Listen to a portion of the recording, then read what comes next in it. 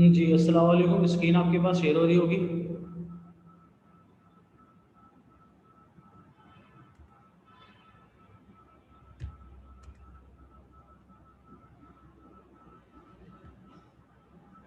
Last class में आपने मेरे साथ थर्मोडायनेमिक्स कर लिया था।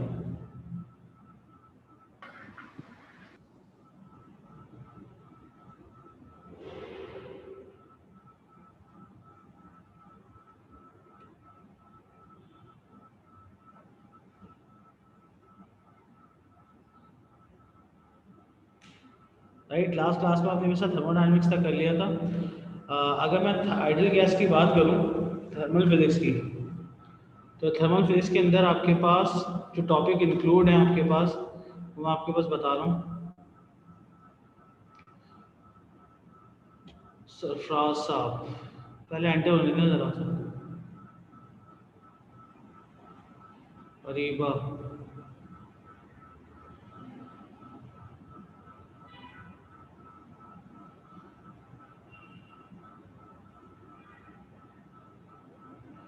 स्क्रीन आपके पास मैं शेयर कर रहा हूँ।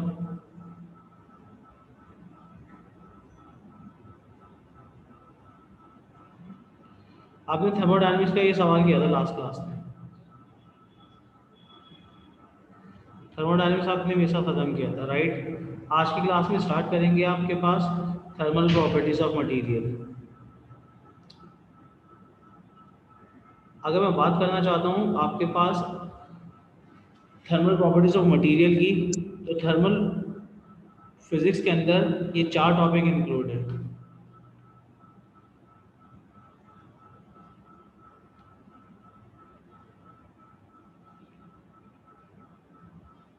राइट, पहले टॉपिक का नाम है आइडियल गैस, दूसरे टॉपिक का नाम है थर्मल प्रॉपर्टीज ऑफ मटेरियल, तीसरे टॉपिक का नाम है आपके पास थर्मोडायनेमिक्स, सेकंड टॉपिक है, और तीसरा टॉपिक है thermal properties of material. And fourth is called temperature.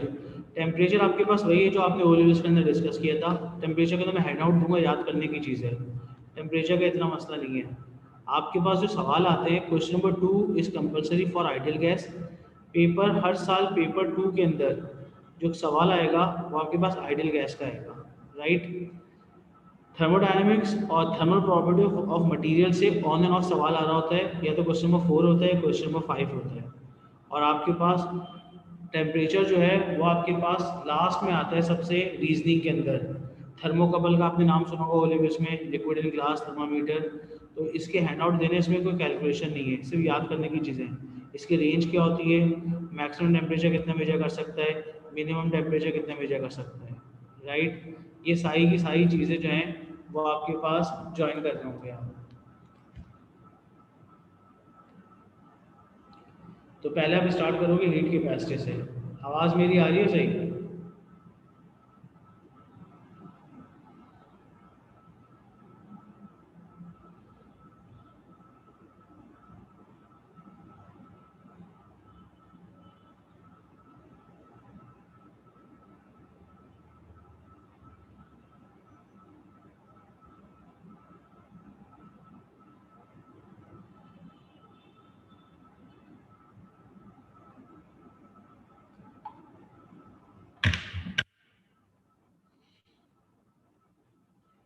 तो अगर मैं आपके पास फर्स्ट टॉपिक की बात करता हूँ, थर्मल प्रॉपर्टीज ऑफ मटेरियल के अंदर जो फर्स्ट टॉपिक आपके पास आता है वो आता है आपके पास हीट कैपेसिटी,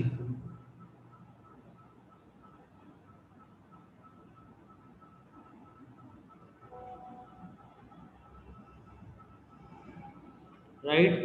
तो आपके पास थर्मल प्रॉपर्टीज ऑफ मटेरियल, तो आपके पास स्क्रीन में शेयर कर रहा हूँ।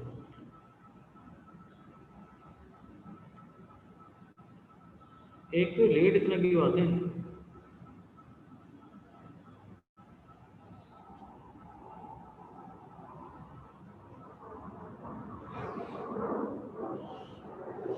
तो मैं आपके पास रिकॉर्डिंग,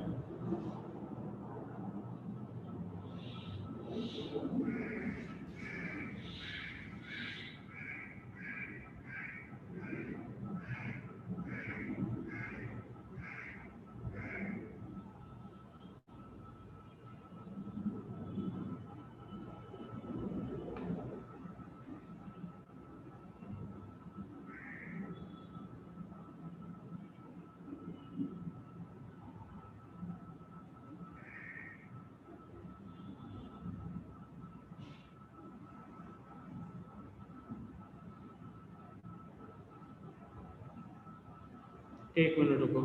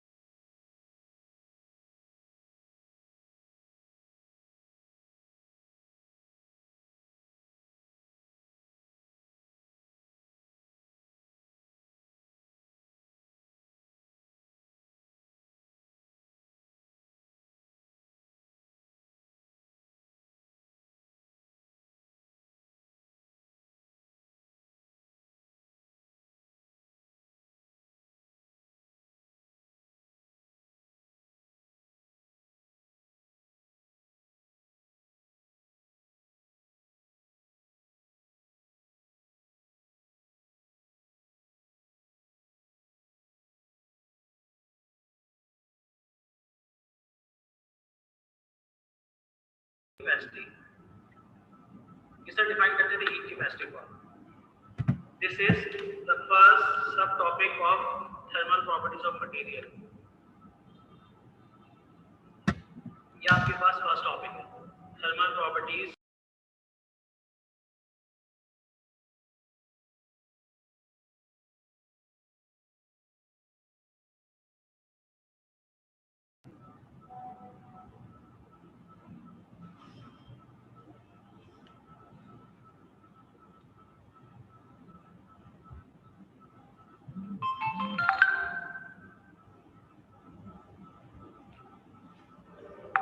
जी, अब मेरी आवाज़ आ रही है सही? आपको ये बताएं।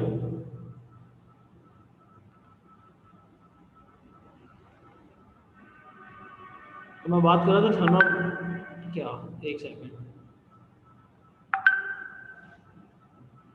ग्रुप पे, एक सेकंड, व्हाट्सएप ग्रुप पे चेक कर रहा हूँ, न्यू पेज ऐड कर रहा हूँ, राइट।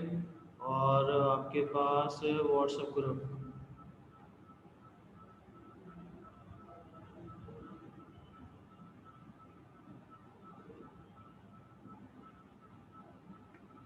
अब तो आवाज़ सही आ रही होगी। आज की क्लास में जो आप लोग टॉपिक करोगे, उस टॉपिक का नाम है आपके पास thermal properties. Thermal properties of material, right. Thermal properties of material के अंदर जो चीज़ें आप डिस्कस करोगे वो चीज़ें आप कोरियस में पढ़कर आए हो। पहली चीज़ आपके पास इसके अंदर जो डिस्कस करेंगे आप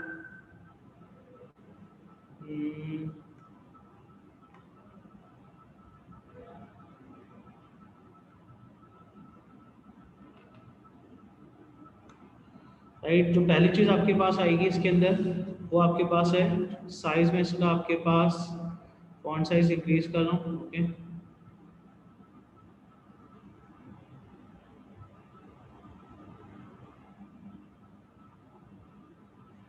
पहली चीज़ आपके पास आएगी हीट कैपेसिटी। सेकंड आपके पास आता है स्पेसिफिक हीट कैपेसिटी।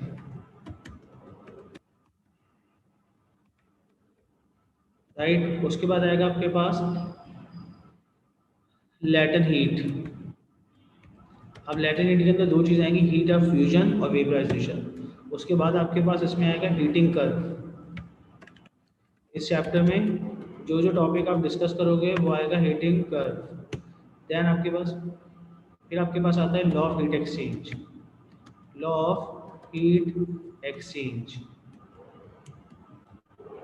ये 4 या 5 सब टॉपिक आपने इसके अंदर डिस्कस करने हैं।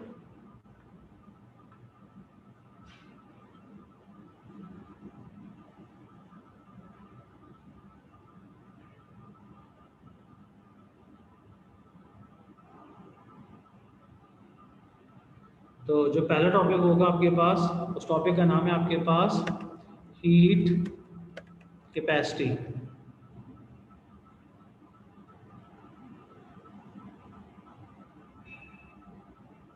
तो अगर मैं हीट कैपेसिटी की डेफिनेशन कोट करना चाहता हूँ तो हीट कैपेसिटी का बेसिक कॉन्सेप्ट क्या है आपके पास, it is denoted by capital सी।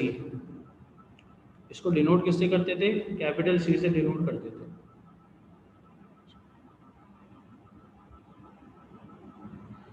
तो अगर मैं हीट कैपेसिटी की डेफिनेशन कोट करना चाहता हूँ तो हीट कैपेसिटी का बेसिक कॉन्सेप्ट क्या होता है पहले वो समझ लें आप। अगर मैं हीट कैपेसिटी की बात करता हूँ तो हीट कैपेसिटी में एक ऑब्जेक्ट है, ये मैं रेक्टेंगल शो कर रहा हूँ, ये एक रेक्टेंगल है। राइट, इस रेक्टेंगल के अंदर अगर आप इसका इनिशियल टेम्परेचर था 25 डिग्री सेल्सियस, इनिशियल टेम्परेचर था 25 डिग्री सेल्सियस, आप इसको हीट सप्लाई करते हैं। आपकी हीट सप्लाई करने से इसका टेम्परेचर 21 से बढ़ के 25 से बढ़ के 26 डिग्री सेल्सियस हो जाता है। तो इतनी हीट जिससे टेम्परेचर का चेंज 1 डिग्री सेल्सियस हो या 1 केल्विन हो, that amount of energy is called heat capacity. तो अगर मैं हीट कैपेसिटी की डेफिनेशन लिखना चाहता हूँ तो हीट कैपेसिटी की डेफिनेशन में क्या लिख सकता हूँ आपके पास,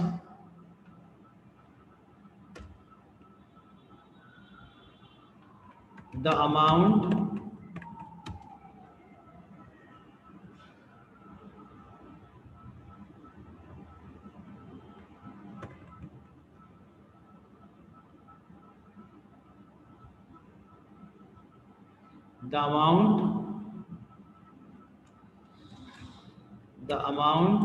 of heat slash energy which is required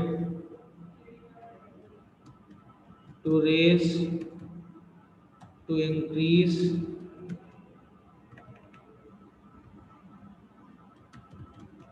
temperature of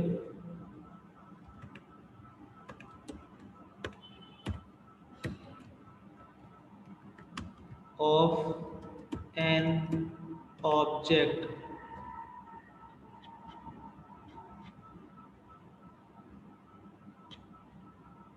the amount of heat or energy which is required to increase the temperature of an object by 1 Kelvin or 1 degree Celsius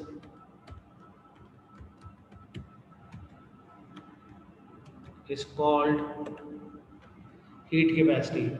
So the amount of energy which is required to increase the temperature of an object by 1 Kelvin or 1 degree Celsius is called heat capacity. ये इसका basic concept है। तो आपके पास temperature का change होना चाहिए 1 degree Celsius का।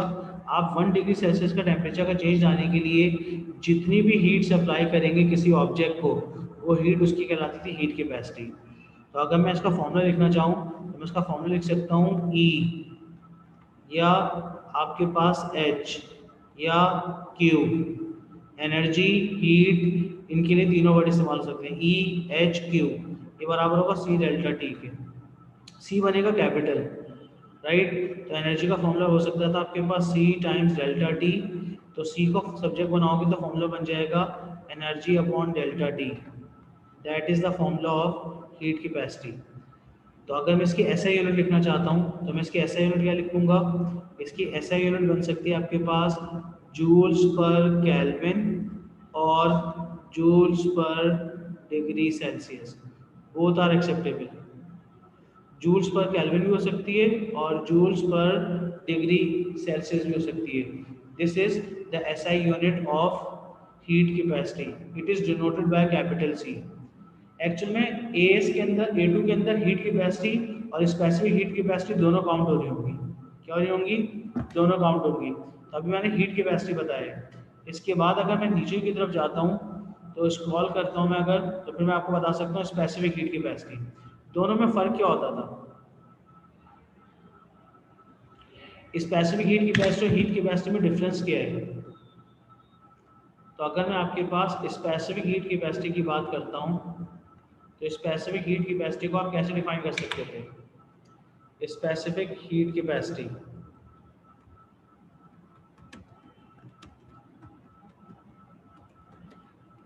जी सफ़ान साहब, क्या डेफिनेशन बनेगी स्पेसिफिक हीट कैपेसिटी की? व्हाट्सएप पे मुझे मैसेज करो।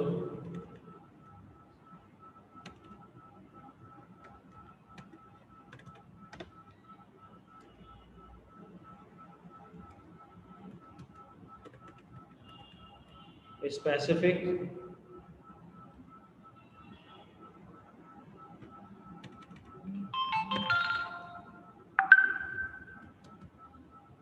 specific heat capacity, it is denoted by small c।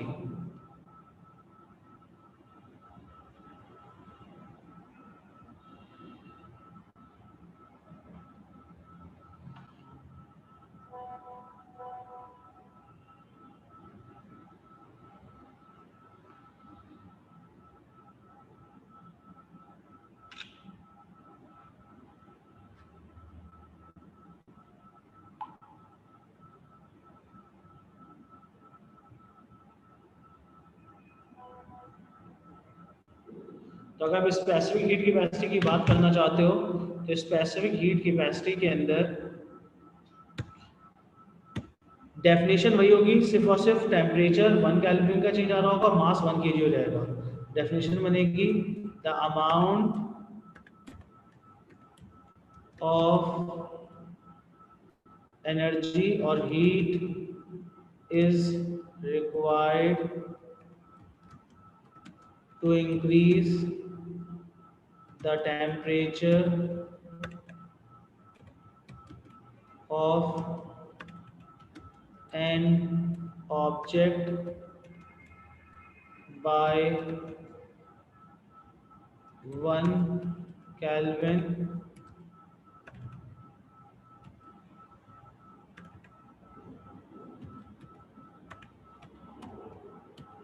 the amount of heat is required to increase the temperature of an object by 1 Kelvin of unit mass। अब यहाँ पे मास भी आ गया है। मास की लिमिटेशन कितनी है? 1 kg और 1 केल्विन और 1 degree celsius, both are acceptable. 1 kelvin और स्लैश डाल के सकते हैं 1 degree celsius of unit mass. इसका मतलब बनेगा, अगर आप इसका फॉर्मूला लिखने के लिए जाएंगे, उसका फॉर्मूला कैसे लिखेंगे हम?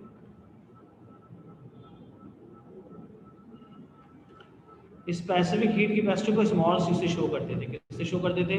स्मॉल सी से। So you can write capital E, capital E का मतलब है supplied energy, is equals to mass multiply by small C multiply by change in temperature. कुछ बुक में चेंज इन टेम्परेचर को शो किया गया है डेल्टा थीटा से, तो डेल्टा थीटा और delta T both are same, तो E should be equals to M C delta theta. E का मतलब सप्लाइड एनर्जी, एम का मतलब मास, ई का मतलब specific heat capacity, delta T का मतलब चेंज इन टेम्परेचर। तो if I am making C as a subject, तो you can write E upon mass times delta T, this is the formula of heat capacity, this is the formula of specific heat capacity. तो specific heat capacity की unit क्या लिख सकते हैं, तो सी की जो यूनिट बनेगी वो आपके पास बनेगी जूल्स पर केजी टाइम्स केल्विन, तो जूल्स पर केजी केल्विन और जूल्स पर KG into degree celsius, both are acceptable. Joules पर केजी केल्विन और जूल्स पर केजी सेल्सियस। तो इस टाइप के जितने भी क्वेश्चंस आएंगे उसमें आपने इसी तरह से एंटर करना है या सॉल्व करना है।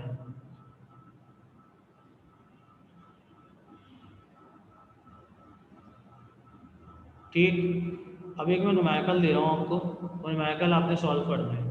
और न्यूमेरिकल कैसे सॉल्व करेंगे,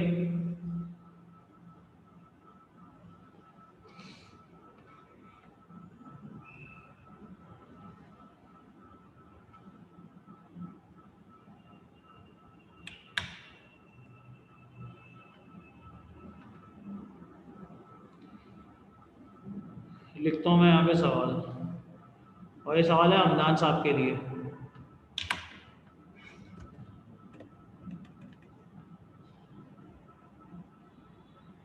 फॉन्ट साइज में इंक्रीज कर दूं जरा। The mass of an object is 40 kg।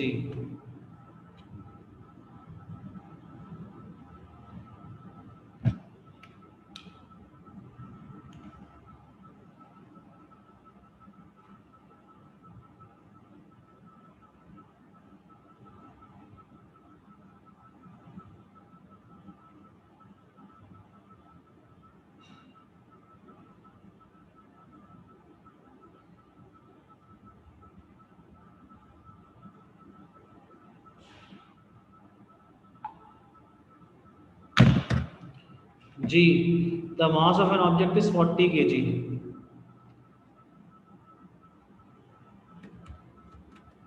Its initial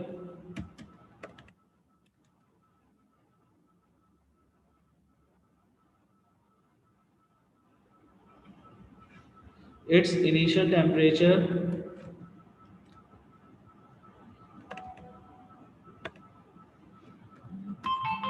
is 25 degrees Celsius।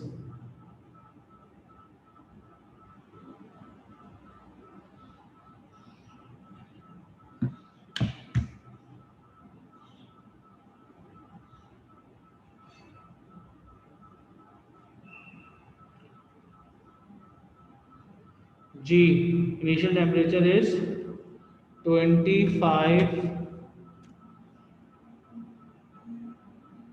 its initial temperature is 25 degree Celsius, 25 degrees Celsius when 20 kilojoules heat is supplied, so final temperature become 40 degree Celsius। Calculate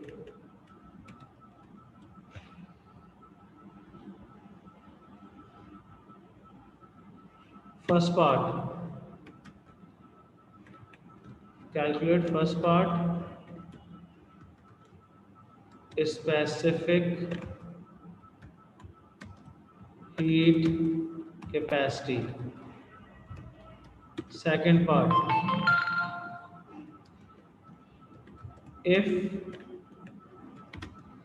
mass becomes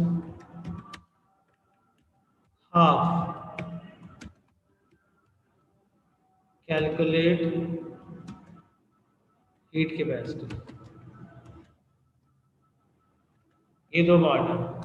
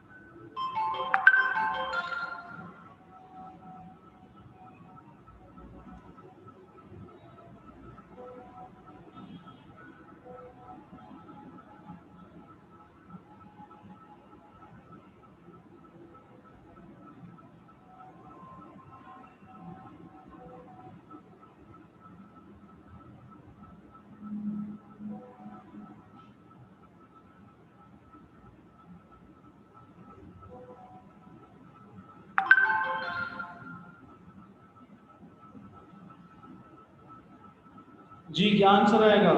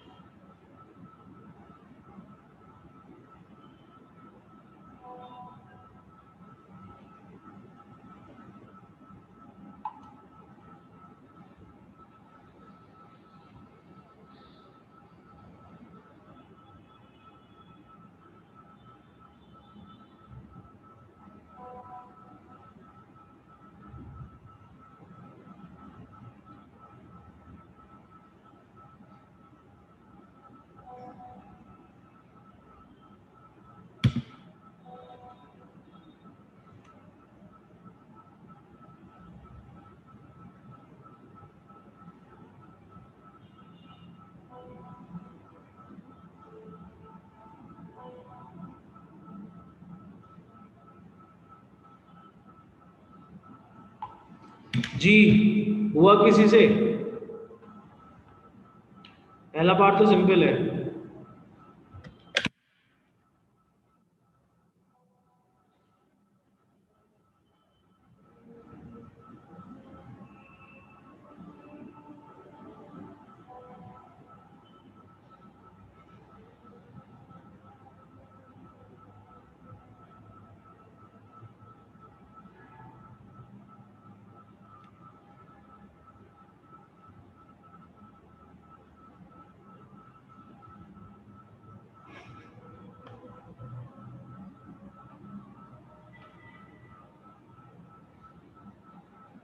जी बताएं, करवा दूं सवाल, ये हो गया आपसे?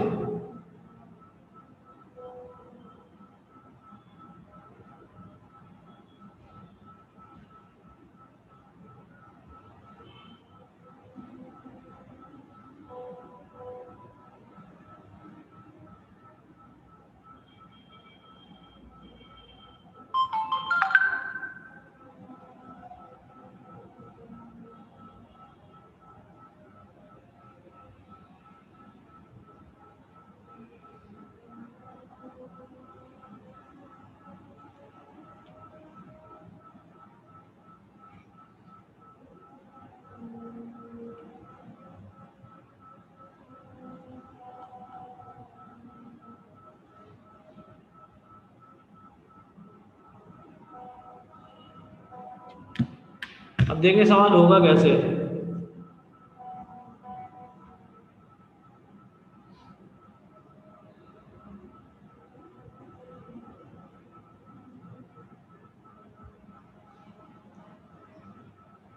जी अब देखिए, इस सवाल को करने के लिए किसी से लेके कॉपी करना तो बहुत आसान है, समझना मुश्किल है ना। राइट, पहला पार्ट आसान था, सिंपल। पहले पार्ट के लिए आपने सिंपल सीधा फॉर्मूला अप्लाई करना है, नथिंग एल्स। आपके पास फर्स्ट पार्ट की मैं अगर बात करूं, एनर्जी बराबर होती थी M C delta T. Energy examiner ने आपको बताई थी 20,000। मास आपके पास था 40। Specific heat capacity is unknown and change in temperature था 40 माइनस 25। फाइनल टेम्परेचर था 40, इनिशियल था 25।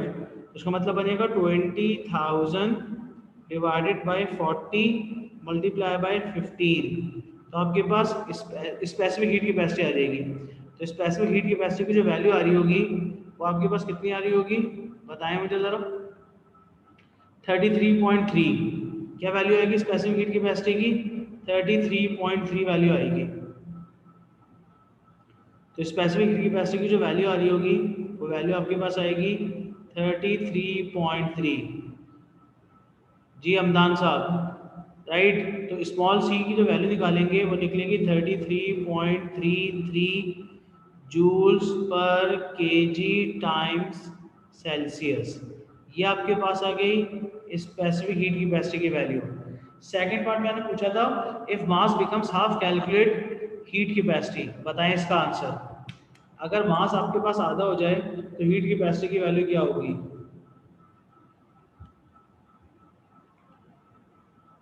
जिसका आंसर आपके पास हमदान साहब ने भेजा था 66, and which is wrong answer.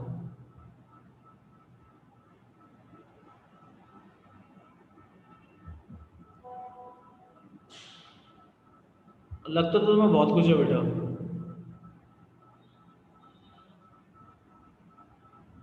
कहाँ से कॉपी किया था? 66 को डबल कर दिया, ओ 33 को डबल कर दिया, 66 बन गया।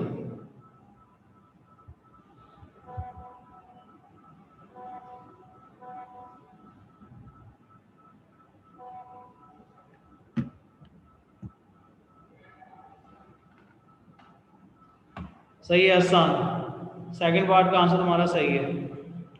ये आपने निकाली heat capacity, right. O levels अगर आपने ढंग से पढ़ा होगा तो एक चीज़ आपने पढ़ी होगी, स्पेसिफिक हीट कैपेसिटी और स्पेसिफिक हीट कैपेसिटी का रिलेशन। तो इस सवाल के अंदर आप इन वैल्यूज को इस्तेमाल करते हुए सेकंड पार्ट कर ही नहीं सकते। सेकंड पार्ट के लिए आपको हीट कैपेसिटी और स्पेसिफिक हीट कैपेसिटी का रिलेशन पता होना चाहिए था।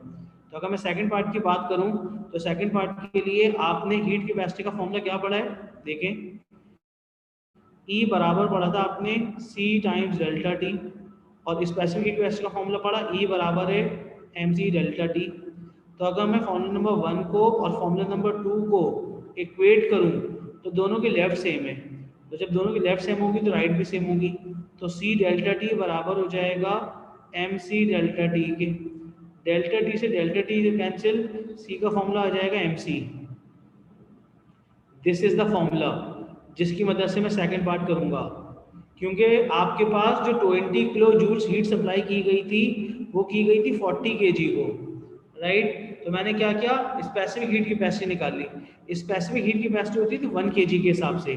अब एग्जामिनर ने बोला था मास जो है वो आधा कर दिया है, तो 40 का आधा होता था 20, और सी होती थी स्पेसिफिक हीट कैपेसिटी, जिसकी वैल्यू निकाली थी 33.33। तो जब 33.33 को 20 से मल्टीप्लाई करेंगे तो आपके पास हीट कैपेसिटी आ जाएगी, एंड आंसर हो जाएगा आपके पास 1333.3 और उसकी यूनिट बनेगी जूल्स पर केल्विन।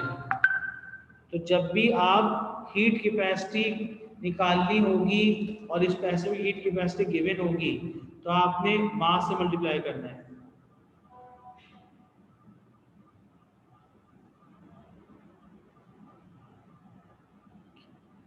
ये 20 कहाँ से आ रहा है हमदान?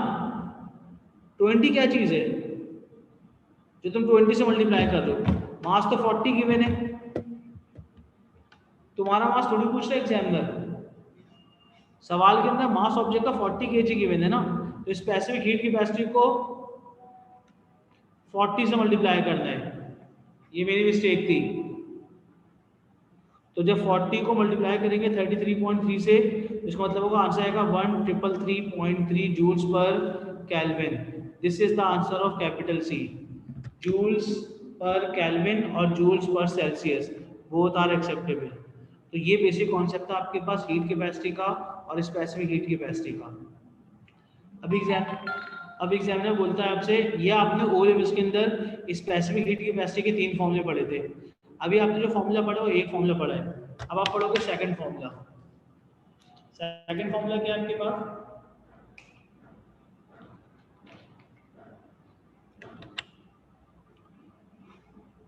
जी सफान साहब मैसेज करके पूछें चैट के ऊपर, हाथ उठाने का फायदा नहीं है। सवाल में लिखा हुआ तो है, सवाल पढ़ो। सेकंड पार्ट में क्या लिखा हुआ है? सेकंड पार्ट लिखा हुआ था if mass becomes half calculate heat capacity.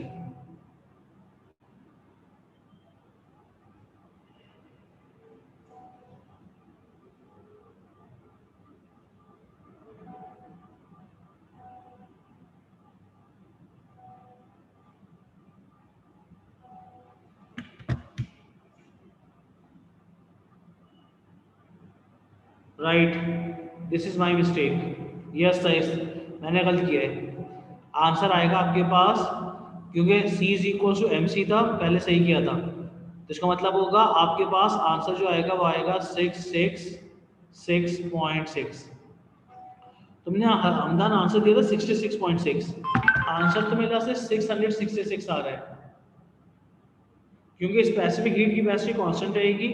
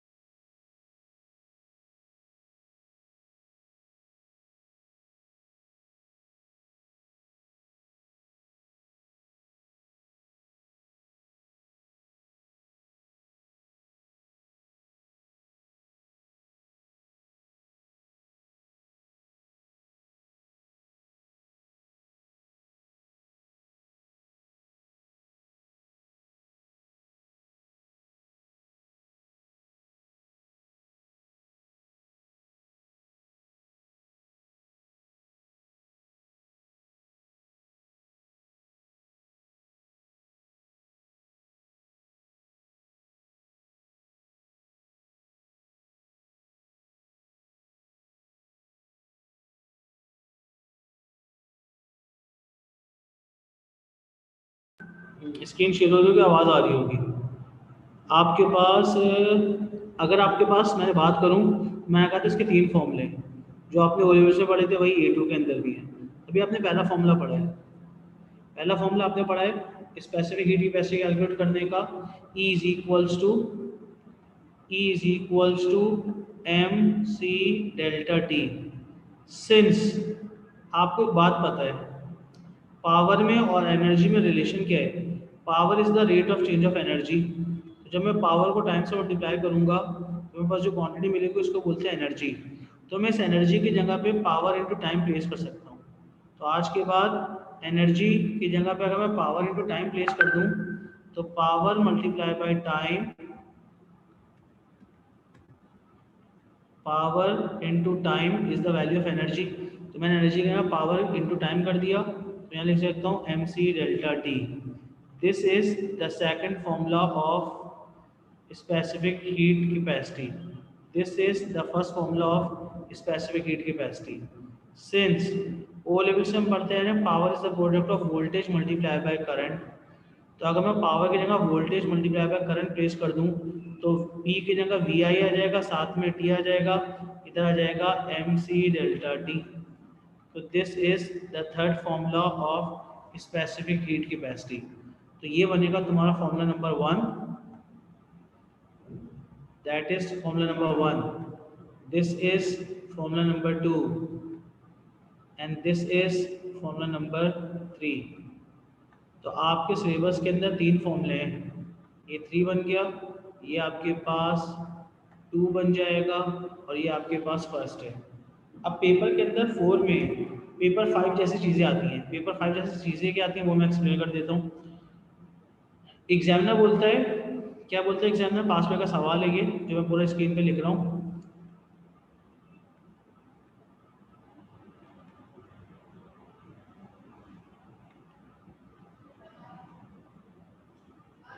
Design a laboratory experiment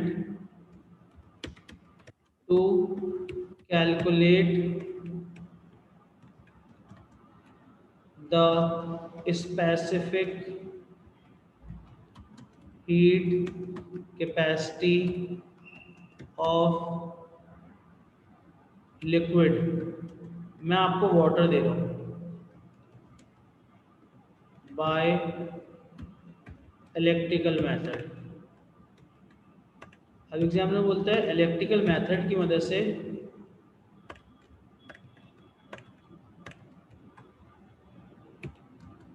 electrical method को यूज करते हुए आपने स्पेसिफिक हीट कैपेसिटी निकालनी है पानी की। आपने ओरिजिन से याद किया था वाटर की स्पेसिफिक हीट कैपेसिटी होती थी 4200। इसके लिए आपने पेपर के ऊपर एक लैब डिज़ाइन कर दिया खुद से। आपको क्या क्या इंस्ट्रूमेंट चाहिए होंगे, उसकी रीडिंग किस तरह से लेंगे, फॉर्मूला कौन सा इस्तेमाल करेंगे और किस तरह से सी को कैलकुलेट करेंगे। ये पेपर में क्वेश्चन आता है 6 मार्क का। कितने मार्क का था आपके पास? 6 मार्क्स। तो डायग्राम भी आपको खुद बनानी होगी। इलेक्ट्रिकल मेथड का मतलब है या तो आप P T is equal to M C delta T लगा सकते हो या V I T is equal to M C delta T लगा सकते हैं। कैसे करेंगे, मैं करवाऊँ या आप कर रहे हैं? ये इसकी डायग्राम बना दूँ, बाकी आप खुद कर लेंगे। तो इलेक्ट्रिकल मेथड को इस्तेमाल करते हुए आपने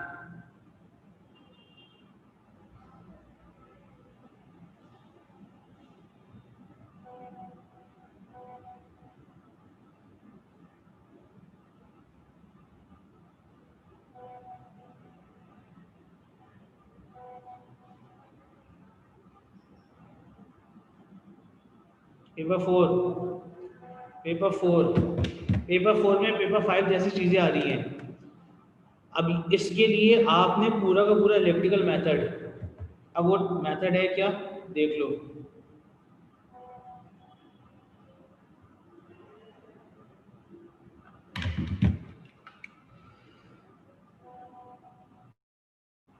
इसके लिए आपको एक बीकर बनाना होगा, राइट। उस बीकर के अंदर आपने वाटर प्लेस करना होगा।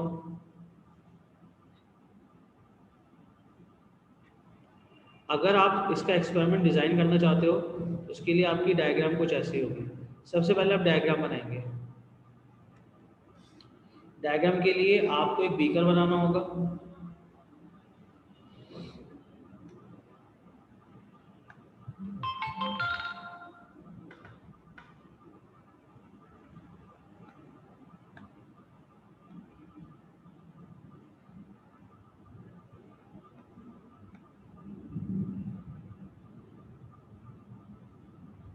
इस बीकर के अंदर आपने वो लिक्विड फिल कर दिया। वो लिक्विड कुछ भी हो सकता है, वाटर हो सकता है, पैराफिन ऑयल हो सकता है, आपके पास अल्कोहल हो सकता है।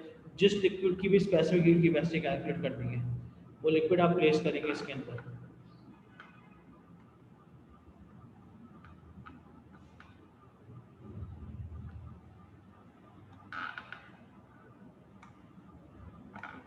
वेट करो, माइक्रोसॉफ्ट वन नोट खोल रहा हूँ मैं आपके पास।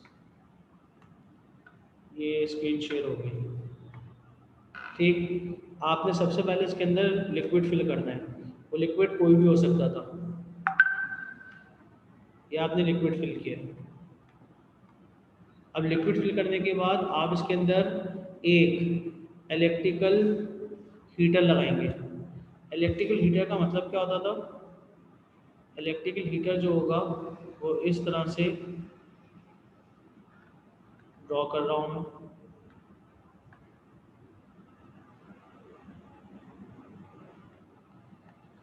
एंड ये आपस में इस तरह से कनेक्टेड होगा।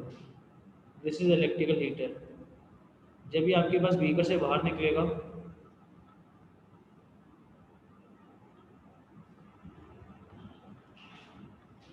यहाँ पे मैं बैटरी दिखाऊंगा। बैटरी के साथ एक स्विच दिखाता हूँ। स्विच को कनेक्ट कर दूंगा इसके साथ, और यहाँ पे एक एमीटर दिखाता हूँ, और एमीटर आपके पास इधर आके कनेक्ट हो जाएगा।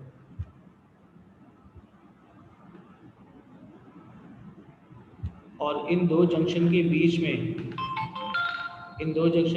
में आप प्लेस कर देते हैं एक वोल्ट मीटर। क्या प्लेस कर देते हैं? एक वोल्ट मीटर। यहाँ एक वोल्ट मीटर लगेगा। यहाँ से वोल्टेज पता चलेगा, यहाँ से करंट पता चलेगा। That is your battery, that is your switch. और यहाँ पे आप दिखाएंगे थर्मामीटर। क्या दिखाएंगे आपके पास? थर्मामीटर,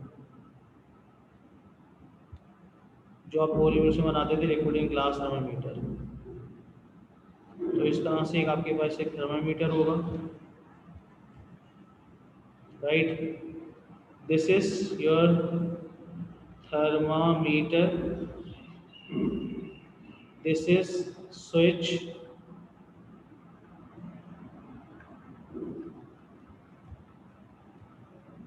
ये आपका बनेगा स्विच, ये आपका बन जाएगा वोल्ट मीटर,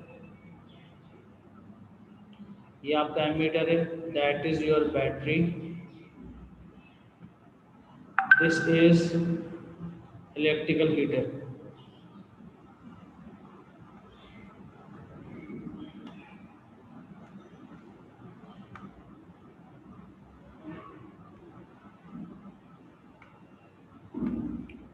तो मैं स्क्रीन शेयर कर रहा हूँ। कैसे कर रहा हूँ मैं स्क्रीन?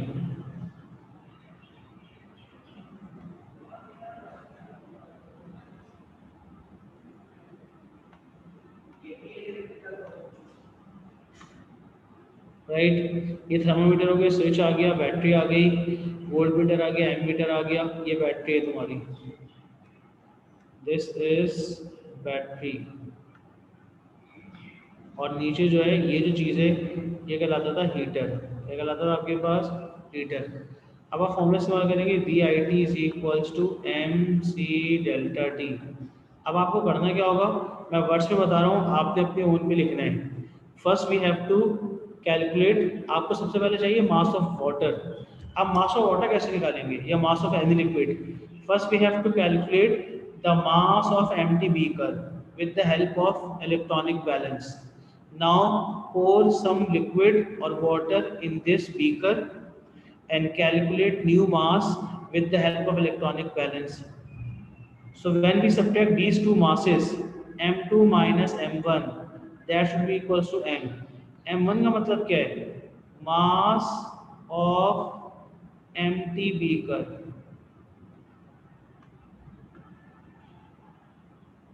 एन M2 का मतलब क्या बनेगा, mass of empty mass of beaker plus liquid.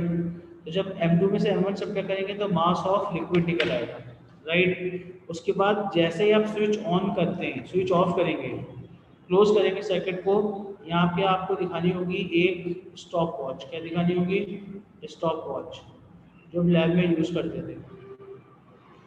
तो जैसे ही आप स्विच को क्लोज करेंगे, आप स्टॉप वॉच ऑन कर देंगे और पहले इनिशियल टेम्परेचर मेजर कर लेंगे, रूम टेम्परेचर के बराबर होगा। जब तक आपने करंट पास नहीं किया है, इनिशियल टेम्परेचर रूम टेम्परेचर होगा, which is noted down by help of thermometer. तो first calculate the mass with the help of electronic balance. Second, calculate its initial temperature when no heat is supplied. When switch is closed, stopwatch will start and record the interval of time. Either it is 5 minutes or 10 minutes and record new temperature. तो 10 minute के बाद आपने new temperature note down करना है, which is T2। T2 का मतलब बनेगा final temperature, and switch को ओपन कर देना है। फाइनल टेम्परेचर हो जाएगा T2। Now switch is open, stopwatch will stop, right. Voltmeter ammeter की रीडिंग आपने पहले नोट डाउन कर ली थी। इसका मतलब होगा अगर आपको पानी की या किसी भी लिक्विड की स्पेसिफिक हीट कैपेसिटी चाहिए थी तो फॉर्मूला इस्तेमाल करोगे VIT upon C delta T, ये बराबर हो जाएगा स्मॉल c के m डेल्टा T। वोल्टेज पता चलेंगे वोल्ट मीटर से, एम मीटर की रीडिंग, करंट बताएगा, टाइम बताएगा स्टॉप वॉच, मास पता चलेगा इलेक्ट्रॉनिक बैलेंस से, और चेंज इन टेम्परेचर पड़ेगा थर्मामीटर से। तो इन सारे इंस्ट्रूमेंट को इस तरह से इस्तेमाल करते हुए आप किसी भी लिक्विड की स्पेसिफिक हीट कैपेसिटी निकाल सकते हैं।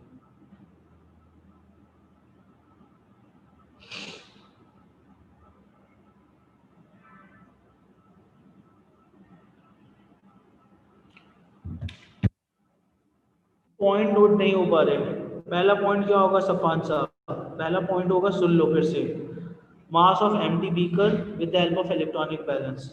Second point, pour some water in beaker, calculate new mass, which is called M2.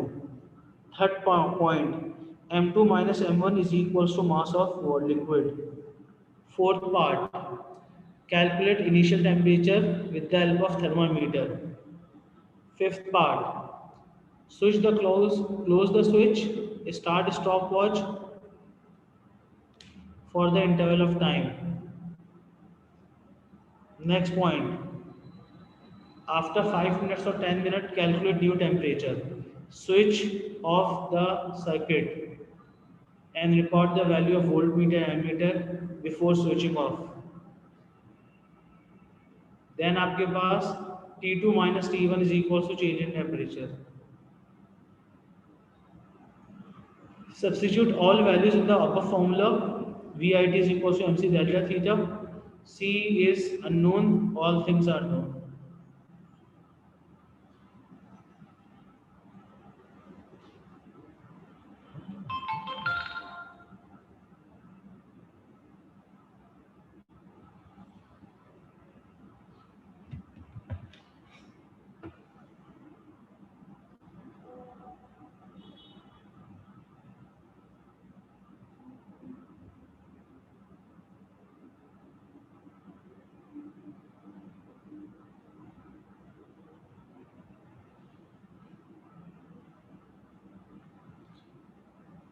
पाँच मिनट दे रहा हूँ, लिखो अभी अब।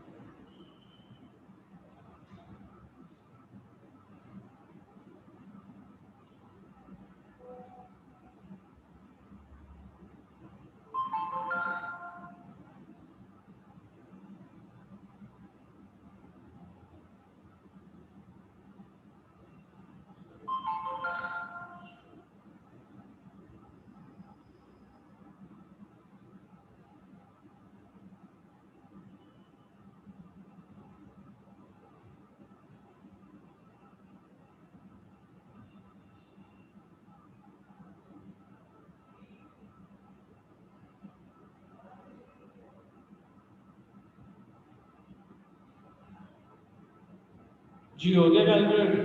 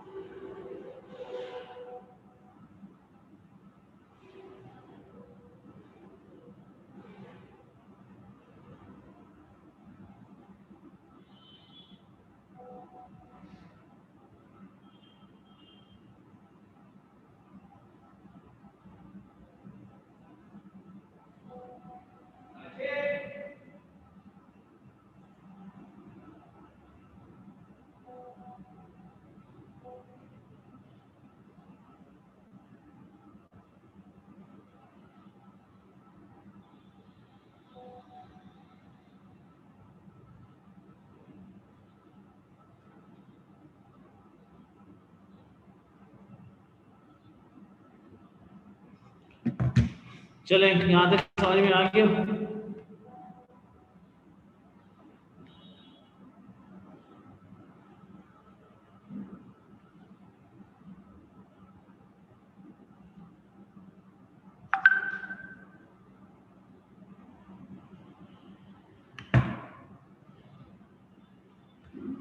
इसके बाद लिखिए लैटेंट हीट, अगर यहाँ तक कॉपी कर लिया है तो।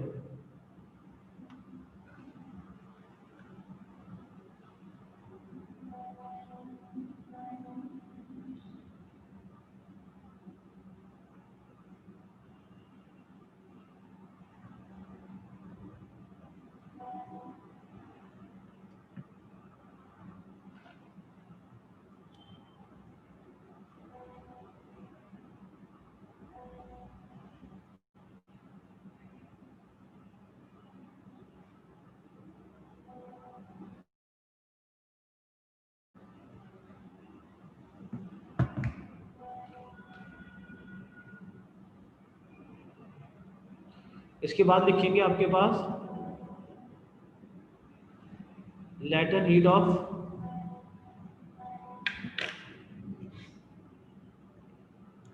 देखो latent heat of fusion.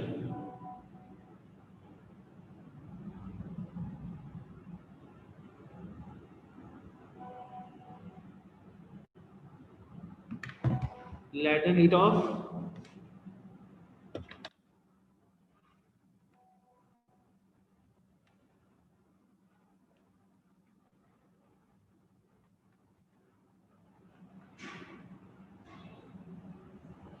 Latent heat of fusion.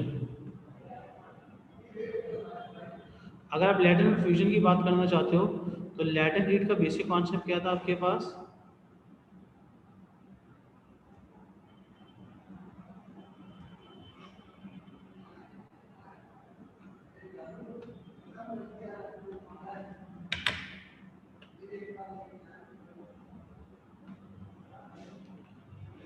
The amount of energy is required,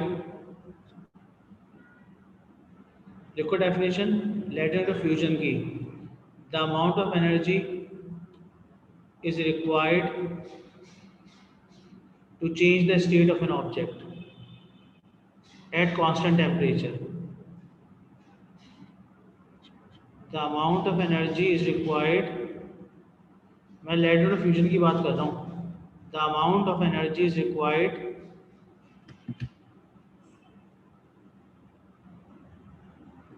the amount of energy is required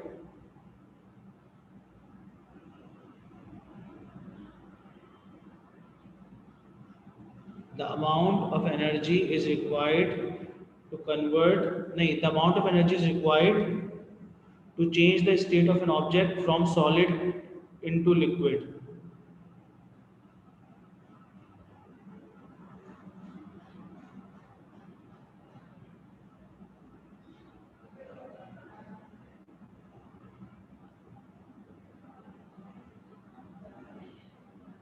the amount of energy is required, liquid definition,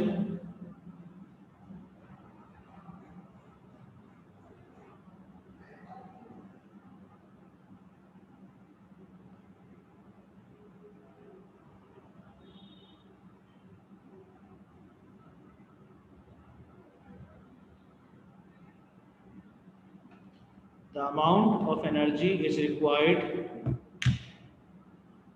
to change the state of an object from solid into liquid at constant temperature. क्या definition बनेगी आपके पास? ये definition कर लें copy. The amount of energy is required to change the state of an object at constant temperature is called latent heat. अगर fusion की बात करोगे तो फ्यूजन में आपके पास सॉलिड इनटू लिक्विड हो रहा होगा और लिक्विड के अंदर आपके पास लिक्विड से गैस में अगर जाएगा तो लेटेंट हीट ऑफ वेपराइजेशन होगा. तो ये कहलाता था लेटेंट हीट ऑफ फ्यूजन, ये कहलाता था लेटेंट हीट ऑफ वेपराइजेशन. दोनों में टेम्परेचर कांस्टेंट होगा, राइट? दोनों में क्या होगा? टेम्परेचर कांस्टेंट होगा. एक आपके पास सॉलिड से लिक्विड में हो रहा होगा, एक में लिक्विड से गैस हो रही होगी.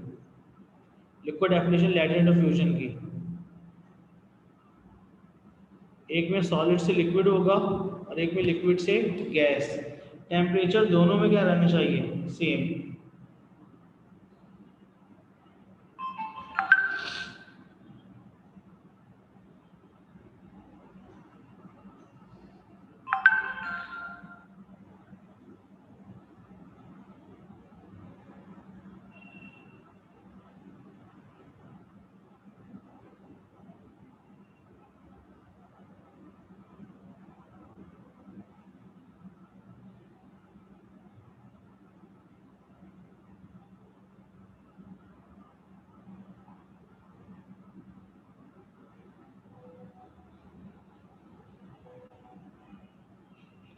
इसके बाद लिखें latent heat of vaporisation.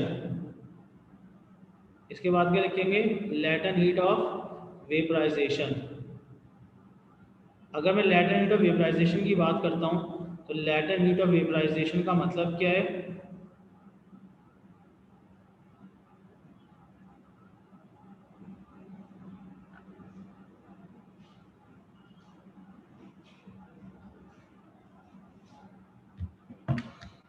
The amount of energy is required to change the state of an object from liquid to gas. इसका मतलब बनेगा, अगर मैं लेटेंट ऑफ फ्यूजन का फॉर्मूला लिखना चाहूँ तो आपके पास E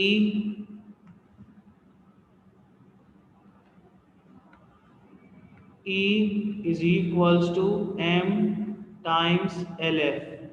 LF कहलाती है लेटेंट हीट ऑफ फ्यूजन. क्या कहलाती है आपके पास? पूरा वर्ड है, L कैपिटल में बनेगा और F सबस्क्रिप्ट में. E ये है latent heat of fusion. LF जो है वो कहलाती है लेटेंट हीट ऑफ फ्यूजन. इसका मतलब बनेगा, इसकी यूनिट बनेगी एनर्जी अपॉन मास, LF. इसका मतलब बनेगा जूल्स पर kg. This is the unit of latent heat of fusion. तो अगर लेटेंट ऑफ फ्यूजन की बात करो, LF का मतलब है लेटेंट हीट ऑफ फ्यूजन.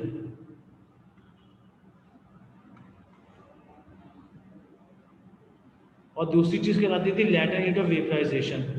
तो अगर मैं लेटेंट हीट ऑफ वेपराइजेशन की बात करूंगा तो E is equal to MLF. Copy करो पहले यहाँ तक. और डेफिनेशन क्या बनेगी? The amount of energy is required to change the state of an object from solid into liquid.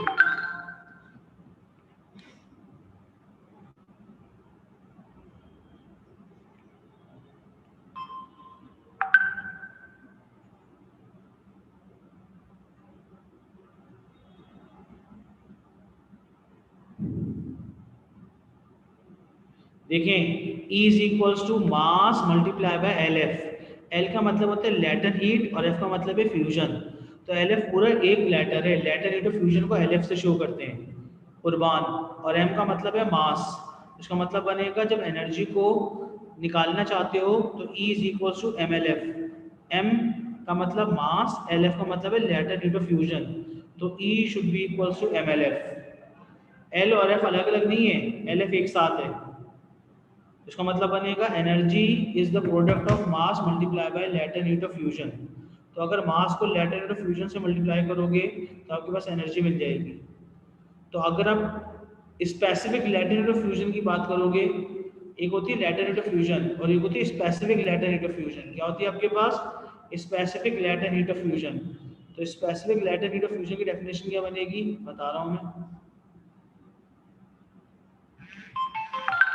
Specific latent heat of fusion.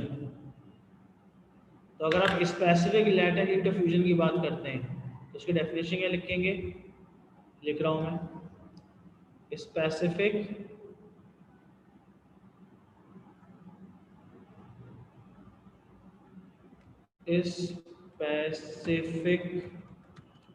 latent heat of fusion, the amount of heat is required to convert 1 kg of solid into liquid at constant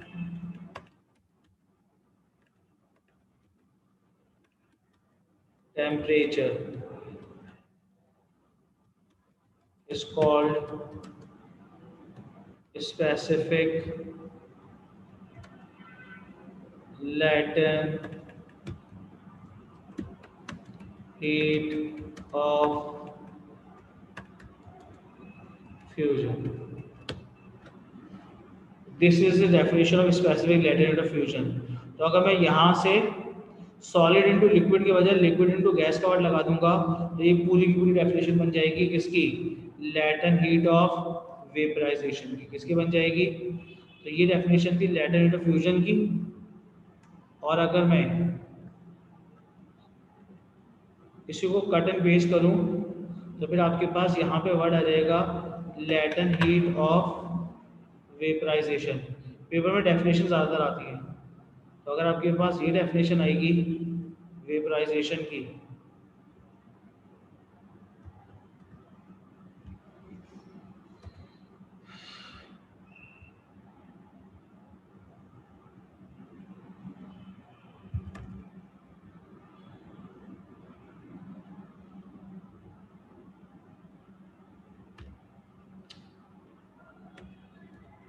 latent heat of, यहाँ पे लिख सकता हूँ मैं,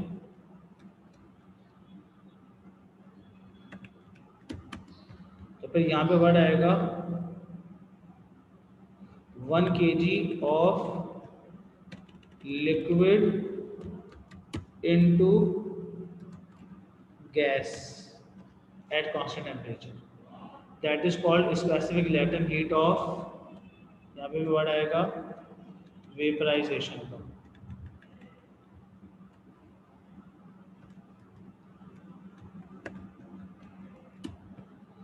तो इसके लिए जो फॉर्मूला लिखेंगे वो लिखेंगे आप E is equals to M times LF। इसके लिखेंगे E is equals to M times LV। तो अगर आप दोनों में M की जगह 1 kg डाल दें तो एनर्जी LF के बराबर हो जाएगी। अगर मास हो जाए 1 kg तो उसका मतलब एनर्जी ही बराबर हो जाएगी LF और एनर्जी ही बराबर हो जाएगी LV, राइट। तो E is equal to MLF, E is equal to MLV। ठीक,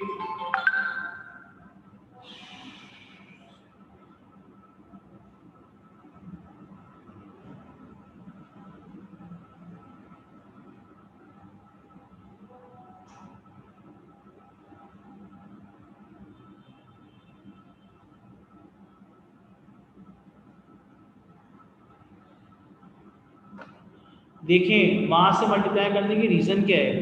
एक्चुअल में हीट जिस ऑब्जेक्ट में जा रही होगी, अगर मास ज़्यादा होगा तो मोर हीट इज रिक्वायर्ड। अगर मास कम होगा तो less heat is required, right, इसलिए मास को आपको मल्टीप्लाई करना पड़ेगा। मास multiply by this is called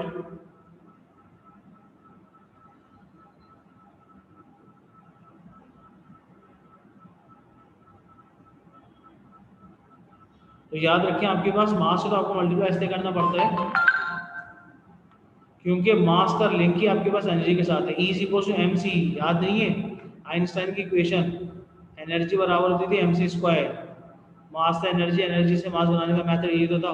तो जहाँ कहीं भी मास का वर्ड आएगा एनर्जी लिंक करती है आपके पास। ठीक, रखते हैं आज की क्लास यहीं तक। बस कोई बात पूछनी है तो व्हाट्सएप पे पूछ लें।